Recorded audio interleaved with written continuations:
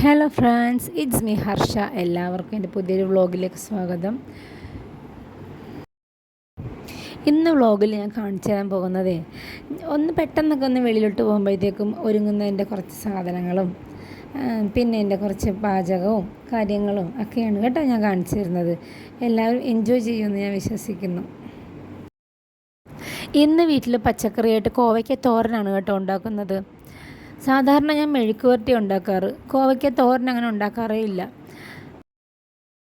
കഴിഞ്ഞ ദിവസമേ ഹസ്ബൻഡിൻ്റെ ഫ്രണ്ടിൻ്റെ വീട്ടിൽ പോയിട്ടുണ്ടായിരുന്നു.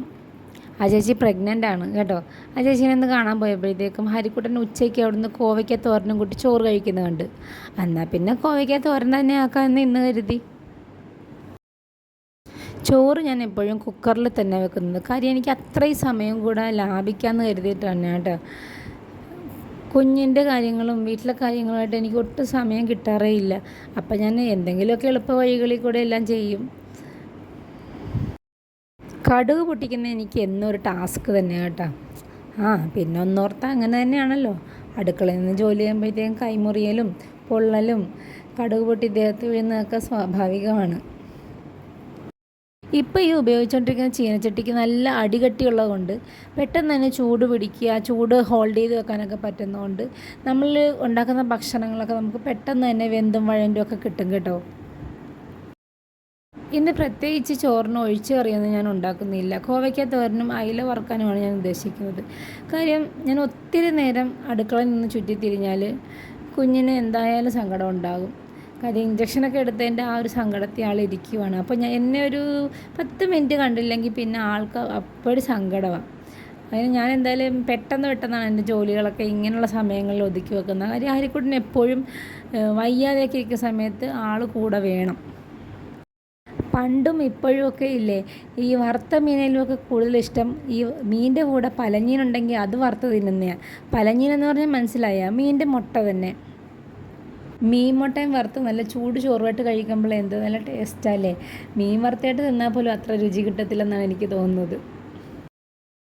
ഇങ്ങനെയൊക്കെ നമുക്ക് ഇഷ്ടമുള്ള രീതിയിൽ പാചകമെല്ലാം ചെയ്ത് അത് നമ്മുടെ കുഞ്ഞിന് വാരി കൊടുക്കുമ്പോൾ അവൻ കഴിക്കുന്നത് കാണുമ്പോൾ ആ ഒരു ഭംഗി കാണുമ്പം എത്ര തന്നെ മനസ്സ് നിറയുമെന്നറിയാമോ. വറുത്ത മീനുള്ളതുകൊണ്ട് തന്നെ ഞാൻ ഇന്ന് അധികം ബുദ്ധിമുട്ടേണ്ടി വരത്തില്ല ഭക്ഷണം കൊടുക്കാനായിട്ട്, കഴിച്ചോളും. ഇപ്പം ഞാനിരുന്ന് എന്തൊക്കെയോ പറയുന്നില്ലേ. സത്യത്തിൽ ഇത് മൈക്കില്ലാത്തതിൻ്റെ ഒരു അപാകത തന്നെയാണ് കേട്ടോ. കുഴപ്പമില്ല, നമ്മുടെ മൈക്കെല്ലാം ഓർഡർ ചെയ്തിട്ടുണ്ട്.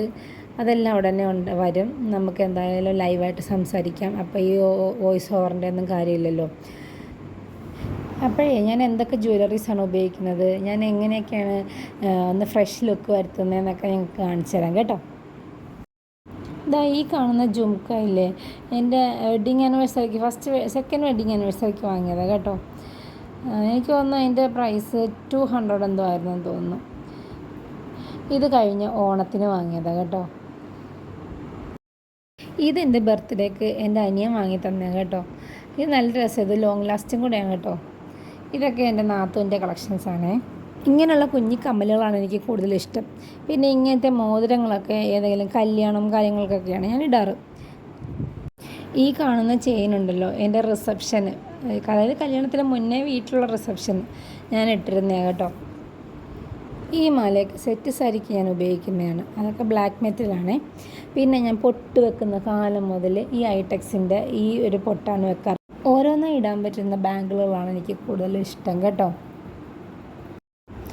ഈ കാണുന്ന ലോട്ടസിൻ്റെ ഓർഗാനിക് പ്ലസ് എന്ന് പറയുന്ന ഒരു സൺസ്ക്രീം, ഇതാണ് ഞാൻ ഉപയോഗിക്കുന്നത്. അതിൻ്റെ പുറമെ ഇതാണ് കേട്ടോ എൻ്റെ കുങ്കുമച്ചെപ്പ്, എൻ്റെ ഫേവറേറ്റ്. അതുപോലെ തന്നെ ഇതിനകത്ത് ഇരിക്കുന്ന കുങ്കുമത്തിൻ്റെ കളറും എനിക്ക് ഫേവറേറ്റാണ്. ഈ മാലയൊക്കെ നല്ല കോട്ടൺ സാരിക്കോ ഇല്ലെങ്കിൽ സെറ്റ് മുണ്ടിനൊക്കെ നല്ല രസമാണ് കേട്ടോ കാണാൻ. പിന്നെ കൂടുതലും ഞാൻ ഉപയോഗിക്കുന്നത് ഇങ്ങനത്തെ ക്ലിപ്പുകളാണ്. എപ്പോൾ കടയിൽ പോയാലും ഞാൻ ഏറ്റവും കൂടുതൽ വാങ്ങാറ് ഈ ക്ലിപ്പുകളൊക്കെ തന്നെ കേട്ടോ. ആസ് യൂഷ്വൽ എല്ലാവരും ഉപയോഗിക്കുന്നത് തന്നെ ഐലൈനർ, കാജൽ, ഐബ്രോ പെൻസിൽ, അതിൻ്റെ ബ്രഷ്, അതൊക്കെ തന്നെ. ഇതൊരിക്കലും എനിക്ക് അനിയത്തി ഗിഫ്റ്റ് ചെയ്തത് കേട്ടോ. ഹെയർ ഡ്രൈ ആകുമ്പോൾ ഹെയർ സെറം, പിന്നെ ഡാസ്ലറിൻ്റെ C23 എന്ന് പറയുന്നൊരു ഷെയ്ഡാണ് ഞാൻ ഉപയോഗിക്കുന്നത്. അപ്പോൾ ഇതൊക്കെയാണ് എൻ്റെ ഒരുങ്ങാനുള്ള ഐറ്റംസ്. ഇതൊക്കെ നിങ്ങൾക്ക് ഇഷ്ടപ്പെട്ടെങ്കിൽ എൻ്റെ ചാനൽ ലൈക്ക് ചെയ്യണം, സബ്സ്ക്രൈബ് ചെയ്യണം, ഷെയർ ചെയ്യണം, കമൻറ്റ് ചെയ്യണം. അപ്പോൾ എല്ലാവർക്കും ടാറ്റ.